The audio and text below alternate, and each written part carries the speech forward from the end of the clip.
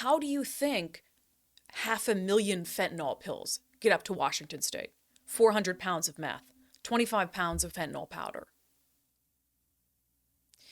And this is, I think, why it's truly egregious, this sort of position of ignorance that Democrats take about what the crisis at the southern border is doing to our country.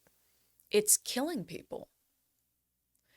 Like I said, every single one of those 500,000 fentanyl pills has the potential to kill someone. So you are allowing cartel criminals to bring drugs into our community that can and will kill people. And you don't want to say anything about it because what? It just isn't politically palatable to your base. This is something that I really, truly cannot understand. How on the border issue, the two sides can't come together and say, hey, let's make sure for humanitarian reasons, those who have legitimate asylum claims can get into this country. And let's make sure that people who don't can't. People can't cross into the United States as easily. I don't understand. I know they both sides want to use the political football back and forth and point fingers and, oh, Biden's not going to the border, and Republicans are putting up shipping containers on their own and that's not going to do anything. And meanwhile, nothing gets done. And meanwhile, people are dying. Frankly, I do not want to hear, particularly a Democrat, a member of Congress, whatever it is, complain about drug overdoses and fentanyl.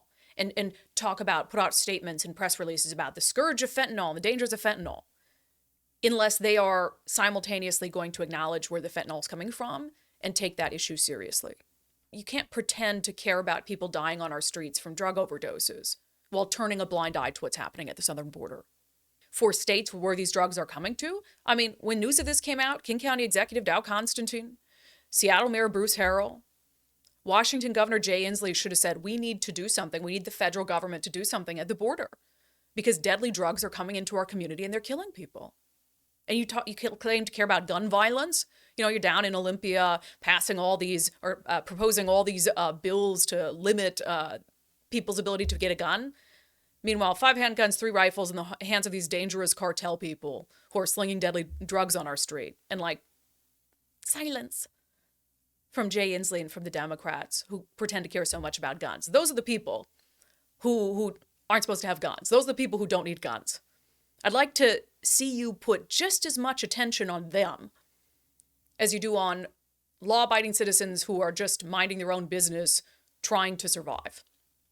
So again, the border crisis, to me, it is a make or break issue in this country, for this country, for a variety of reasons. Yes, immigration is so vital to who we are and what we are as a country, but I more and more every day, that phrase that you don't have a country without a border is so, so true. And there must be an acknowledgement of just how serious things have become.